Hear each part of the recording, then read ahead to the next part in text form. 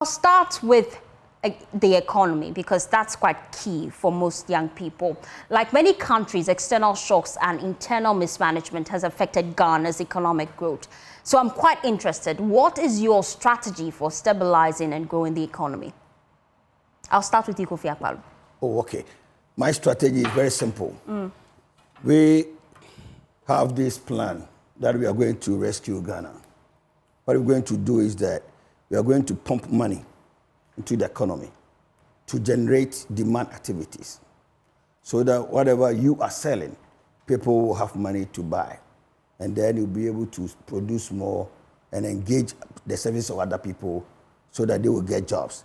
The strategy is very simple. In the first 1 week of my government, I'm going to issue a fiat to give poultry farmers in this country $500 million equivalent to start producing poultry instead of importing them.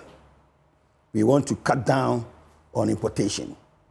We are also going to pump additional $500 million in cedi equivalent to our rice growers to enable them to produce enough rice. Because the strategy is that after 6 months in government, we are not going to import. We are going to ban importation of rice and importation of poultry.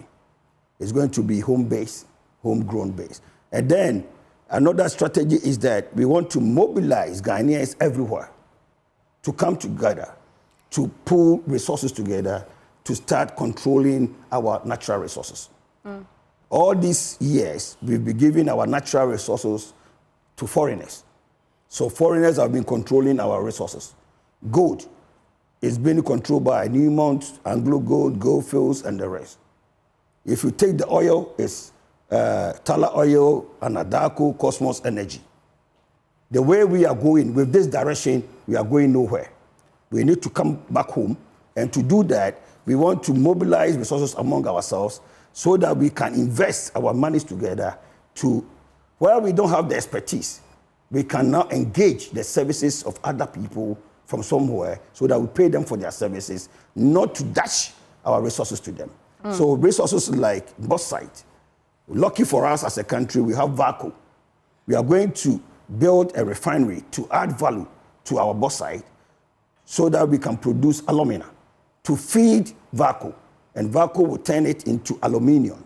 And then we'll build an extrusion plant so that we can now start producing everything that we use aluminium for.